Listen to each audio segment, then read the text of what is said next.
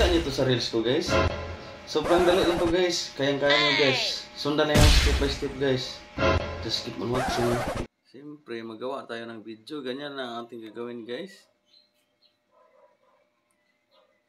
So, pa-cute-cute lang, ganyan lang. Tapos, katok sa wall. Alis camera. Tapos, kunin ang intim background. So, ganyan lang kadali. Ito lang ang gagawin, guys. Madali lang to, guys. Alright, guys. Punta tayo sa CapCut. Itap ang yung project. Hanapin natin yung video. Nasama itong video natin. Ito na. So, i-add lang natin. I-add 1. Huwag kalimutan ang aspect ratio. 9.16. Check lang kung okay.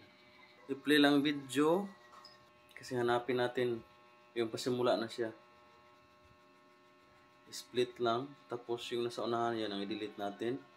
So, gagawin natin itong video na to, guys. I-duplicate natin. So, pindutin natin ang video, tapos piliin natin sa tools ang duplicate. So, since copy yung nakalagay sa akin, sa inyo is duplicate. So, pareho lang yan, guys. So, pindutin natin yung copy. Yan. Tapos, punta tayo sa unahan. Yung unang video na, huwag kayong sa duplicate kasi yung original na video yun ang ating puputulin. So, kunin lang natin yung empty background, guys. So, dito part. So, i-split lang natin, tapos ilaglag natin, i-overlay. So, piliin sa tools ang overlay, tapos i-drag lang natin sa unahan. Ayan. So, ang gagawin natin dito, guys, is yung masking natin yung yung empty background, yung walang tao. Pindutin ang video, mag-highlight, so piliin sa tools ang masking. Madali lang to, guys. Dito na ang mask. Tapos, piliin natin sa tools ang horizontal. Ayan, so pinutin ng adjust, tapos merong daming kapilian to, guys, position, rotate at saka feeder.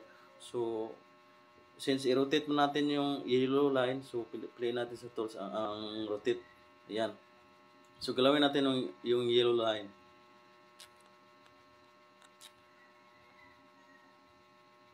So itapat lang natin.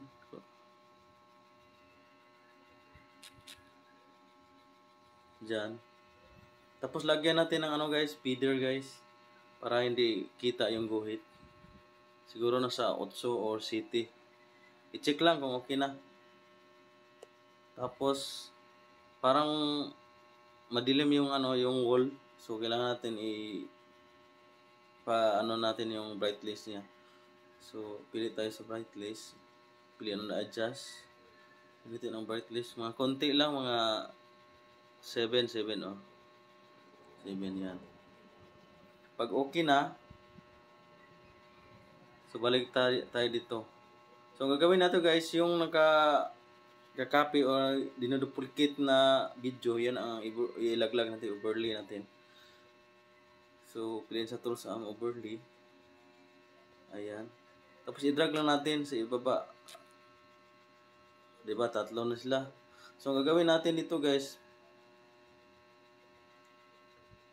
so kasi magputol tayo dito, so yung pasimula siya na kumatok na sa wall, dyan,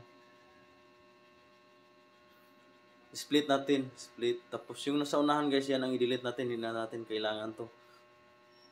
So huwag kayong so yung naka-highlight yung i-delete natin.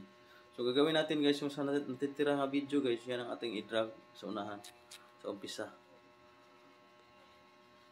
So diba? So dito nga part, guys, imamas natin para makita yung tao. Yung kumakatok siya sa wall. So yan, imamas natin. Tapos same procedure, horizontal. And then pindutin ang adjust kasi i-rotate natin, kasi galawin natin yung yellow line.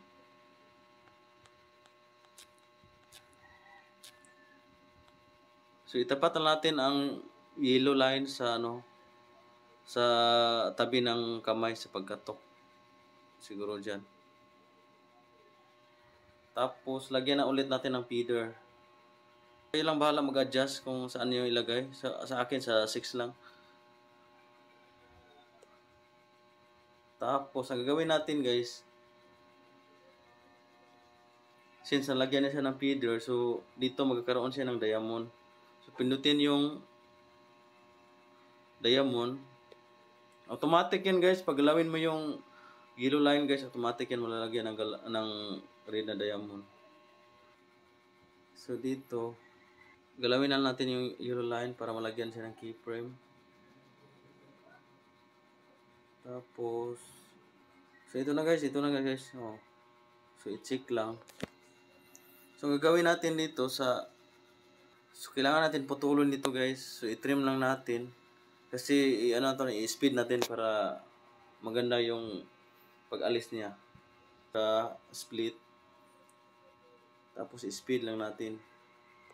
Normal. Tapos yan. Tapos i-drag lang natin para magdugtong sila. Simple lang natin guys. Oh, mukhang okay na guys. So hindi pa tayo tapos ha. So yun guys, maglagay tayo ng wall crack guys. Meron ako na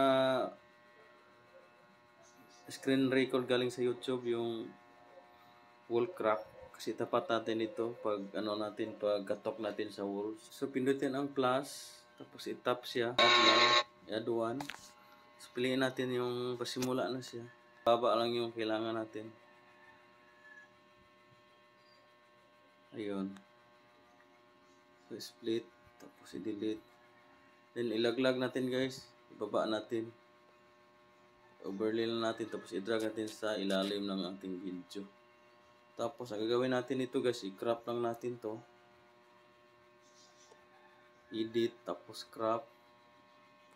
Kasi yung kulay green lang talaga ang kunin natin.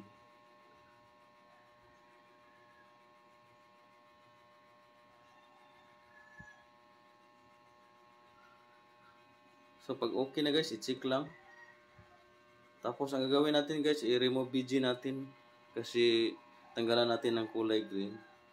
So i-back lang natin. Tapos since yung sa akin is cut out yung sa akin, yung sa iba naman is remove BG or remove background. So pareho lang yan guys. Pindutin natin yung cut out. Tapos chroma key. So itap natin sa kulay green. Tapos pindutin ang intensity. And then shadow.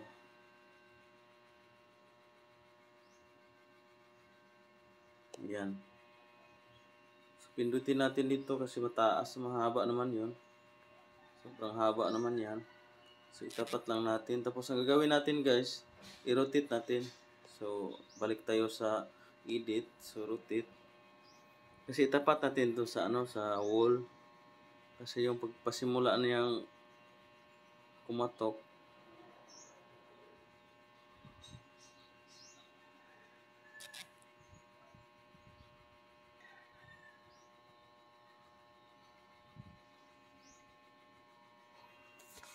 Pwede natin i-duplicate guys.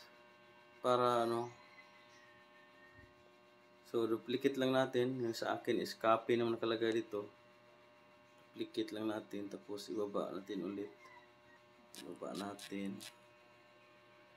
Ayan.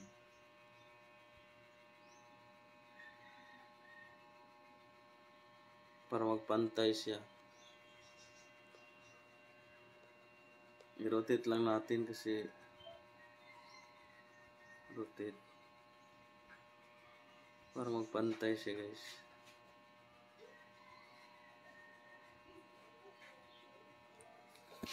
Siguro dyan pwede na siguro. So i-play lang natin kung pwede na ba. Pakitap lang yung export button guys. Salamat. Okay, follow and share naman guys. Salamat sa panood.